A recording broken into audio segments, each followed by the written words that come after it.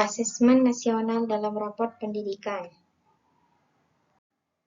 Ruang lingkupnya terdiri dari asesmen karakter minimum, asesmen survei karakter, pelaporan hasil belajar, dan asesmen survei lingkungan belajar. Asesmen kompetensi minimum atau AKM. Pengertian. Merupakan penilaian kompetensi mendasar yang diperlukan oleh semua siswa untuk mampu mengembangkan kapasitas diri dan berpartisipasi positif pada masyarakat. Tujuannya adalah asesmen dilakukan untuk mendapatkan informasi mengenai capaian siswa terhadap kompetensi yang diharapkan. Komponen asesmen terdiri dari konten, proses kognitif, dan konteks. Laporan hasil AKM. Hasil AKM dilaporkan dalam 4 kelompok yang menggambarkan tingkat kompetensi yang berbeda.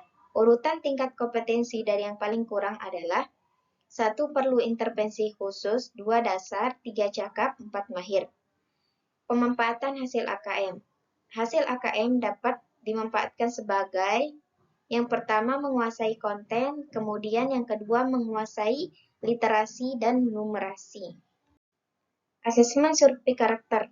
Pengertiannya adalah asesmen yang dirancang untuk mengukur capaian peserta didik dari hasil belajar sosial emosional berupa pilar karakter untuk mencetak profil pelajar Pancasila. Profil pelajar Pancasila adalah beriman, bertakwa, berakhlak mulia, bernalar kritis, mandiri, kreatif, gotong royong, dan berkebinekaan global. Kemudian sasarannya adalah siswa di seluruh sekolah, tapi bersifat sampel dan dipilih secara random. Manfaatnya adalah dapat memberikan informasi terkait kesiapan siswa dalam menghadapi kompetensi global dengan membawa karakter yang baik dan berperilaku sesuai dengan nilai yang terkandung dalam Pancasila. Asesmen survei lingkungan. Pengertiannya adalah penilaian yang dilakukan untuk mengevaluasi dan memetakan aspek pendukung kualitas pembelajaran di lingkungan sekolah. Dalam survei ini, yang menjadi peserta bukan hanya murid, tetapi guru juga ikut berpartisipasi. Sasaran dan indikator survei lingkungan sekolah. Sasaran survei, iklim keamanan dan well-being siswa sekolah. Indikatornya, keamanan dan well-being siswa, sikap dan keyakinan guru, dan kebijakan dan proses program sekolah. Sasaran survei iklim kebinekaan sekolah. Indikatornya, praktik multikultural di kelas, sikap dan keyakinan guru atau kepala sekolah, dan kebijakan dan program sekolah. Kemudian sasaran survei indeks sosial ekonomi, indikatornya pendidikan orang tua, profesi orang tua, dan fasilitas belajar di rumah. Sasaran survei kualitas pembelajaran, indikatornya manajemen kelas, dukungan efektif, aktivitas konatif. Sasaran survei pengembangan guru, indikatornya refleks dan perbaikan pembelajaran dan dukungan untuk refleksi guru. Raport pendidikan.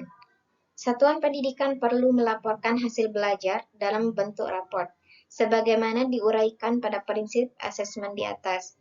Laporan hasil belajar hendaknya bersifat sederhana dan informatif, dapat memberikan informasi yang bermanfaat tentang kompetensi yang dicapai, serta strategi tindak lanjut bagi pendidik, satuan pendidikan dan orang tua untuk mendukung capaian pembelajaran.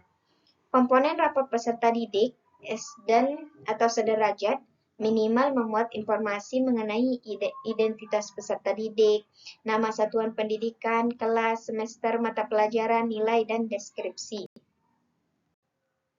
Kemudian, catatan guru, presensi, dan kegiatan ekstrakurikuler, sedangkan rapot peserta didik PAUD minimal meliputi komponen 1. Identitas peserta didik, 2. Nama satuan pendidikan, 3. Kelompok usia, 4. Semester, 5. Perkembangan dan pertumbuhan anak, 6. Deskripsi perkembangan capaian pembelajaran, dan 7. Refleksi orang tua. Terdapat 3 opsi dalam menyusun deskripsi capaian kompetensi pada raport. Ketiga opsi tersebut sebagai berikut. 1. Penyusunan deskripsi berdasarkan capaian pembelajaran. 2. Penyusunan deskripsi berdasarkan alur tujuan pembelajaran. 3. Penyusunan deskripsi mengambil dari poin-poin penting dari materi yang sudah diberikan.